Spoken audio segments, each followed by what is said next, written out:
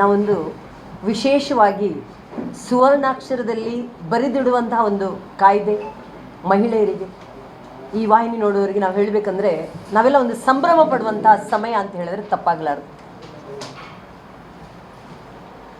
ಪಂಚಾಯತಿಂದ parliament ಹೊರಗಡೆ ಮಹಿಳೆಯರಿಗೆ ಪ್ರಾತಿನಿಧ್ಯ ಬಂದಾಗ ಆ ವಿಕಸಿತ ಭಾರತದ ಕಲ್ಪನೆ ಏನಿದೆ ಅದು ಸಾಕಾರಗೊಳ್ಳಲು ಸಹಕಾರ ಆಗುತ್ತೆ. ಇವತ್ತು ಮಹಿಳಾ ಸಬಲೀಕರಣ ಅನ್ನೋದು ಬರೀ ಭಾಷಣ, ಲಿಪ್ ಸಿಂಪತಿ ಅಷ್ಟೇ ಅಲ್ಲ. ಇಲ್ಲಿರುವ ಸಹೋದರರಿಗೆ ಅಥವಾ ಇಲ್ಲಿ ವಾಹಿನಿ ನೋಡುವ ಅಂತ ನಾವು ಹೇಳೋದು, ಮಹಿಳೆಯರನ್ನ ಸ್ಪರ್ಧೆ ಅಂತ ತಿಳ್ಕೊಬೇಡಿ, ಜೊತೆಯಲ್ಲಿ ಕರ್ಕೊಂಡೋಗಿ. ಇವಾಗ ಇದೇ ಬರುವ ನಾಳೆ 16, 17, 18ರಲ್ಲಿ ಏನು ನಾವು 2023ರಲ್ಲಿ ನರೇಂದ್ರ ಮೋದಿಯವರ ಸರ್ಕಾರ ಏನು ಕಾಯ್ದೆಯನ್ನು ಅಂಗೀಕಾರ ಮಾಡಿದೆ, ಆ ಕಾಯ್ದೆಯಲ್ಲಿ ಏನಿದೆ ಅಂದರೆ ಡಿಲಿಮಿಟೇಷನ್ ಆಗಬೇಕು.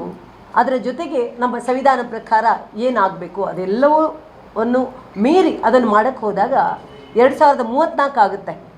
ಡಿಲಿಮಿಟೇಷನ್ನು ಅಥವಾ ಕ್ಷೇತ್ರ ವಿಂಗಡಣೆ ಅಥವಾ ಜಾತಿ ಗಣತಿ, ಎಲ್ಲವನ್ನು ಮಾಡಿದಾಗ 21ಕ್ಕೆ ಮಾಡಬೇಕಾಗಿತ್ತು.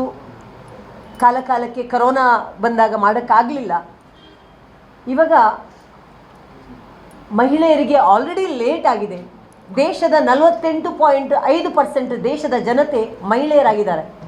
ಅಂಥದ್ರಲ್ಲಿ ನಾವು ಸ್ವಾತಂತ್ರ್ಯ ನಂತರ 5% ಇದ್ದು ಈಗ 15-16% ಮಾತಾಡ್ತಿರುವಾಗ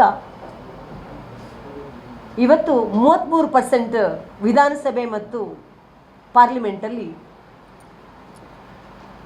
ಮಹಿಳೆಯರ ಪ್ರಾತಿನಿಧ್ಯ ಬೇಕು ಅಂತ ಒಂದು ಕೂಗು ಬಂದಾಗ ಈ ವಾಹಿನಿ ಮುಖಾಂತರ ನಾನು ಎಲ್ರಿಗೂ ಕೇಳ್ಕೊಳ್ಳೋದು, ಎಲ್ಲ ದೇಶದ ಸಂಸದರಿಗೆ ಕೇಳ್ಕೊಳ್ಳೋದು, ಇದು ಮಹಿಳೆಯರಿಗೊಂದು ಸಿಗುವಂಥ ಒಂದು ಅವಕಾಶ. ಖಂಡಿತವಾಗ್ಲೂ ಇದನ್ನು ರಾಜಕೀಯ ತರಬೇಡಿ.